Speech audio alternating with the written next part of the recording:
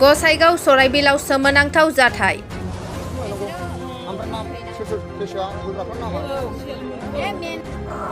पुरोहित बाबानि फोसावनायाव दायना साजायनानै मोनसे नखरखौ गाग्लोबदों रायजोआ। गसर मोननायनि उनाव सराइबिल पुलिसआ नीलकमल राभा मुंनि पुरोहितखौ थानासिम लाबोनो बिथोन होयो। नाथाय थानासिम लाबोनो थांनायाव पुरोहित बाबाया पुलिसखौ त्रिशूल लानानै गाग्लोबनो नागिरो आरो सुहां माहां खालामो। टाइम्स नाव बडलेण्ड अक्ट' 30 आगस्ट 2022 गसाइगाव महकुमानि सिङाव थानाय मजाति गामियाव नीलकमल राभा मुंनि पुरोहित बाबाया दलेन राभा आरो बिसि नियति राभाखौ दायना होननानै रायजोनि सिगाङाव फोसावो आरो बिसि बिसाय सानैखौबो मन्दिराव लांनानै दायना होननानै बिसाय दलेन राभाखौ खननै सोबानानै बिसि नियति राभाखौ रायजोनो बुनो हगारनानै होयो।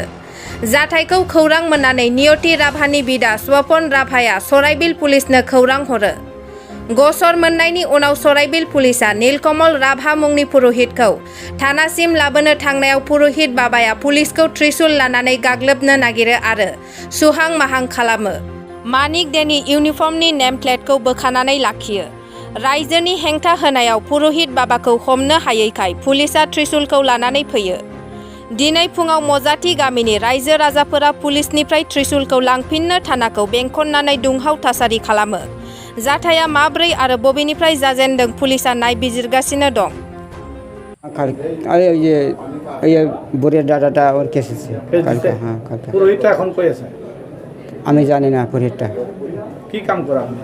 আমি তো এমনি কিবা বানাই, জাকই বানাই, চালন বানাই, এইগুলা খাই বানাই আর খাই।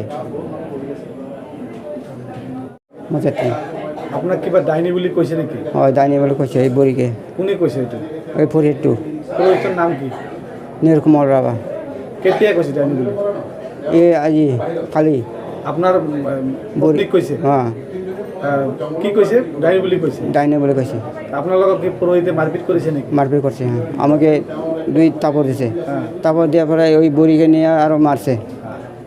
মারবার মারিয়া ওই কিবাটা মারে পুরোহিতটা মারিয়া আরো রাজুকে জমা দিছে মারবার জন্য। ডাইনি বুলি কয় দিছে? ডাইনি বলে কয়ে দিছে, মার ওই বলে পাঠিয়েছে। ওই কাকে মারলো, দিলার মারলো, তেনন কয় তেনন নাম তো। ওই দিলার তো মারছে, গামরা বেটা মারছে, আর দিলার বুড়ি মারছে, দিলার বিটি মারছে, আমি অনেক লোক আছে কাকে আছে। আমি পত্রিকা মারছে? হ্যাঁ ঠিক মারছে, অনেক জমা হইয়া লোকগুলা মারছে। আজকে হালকা বিকালে।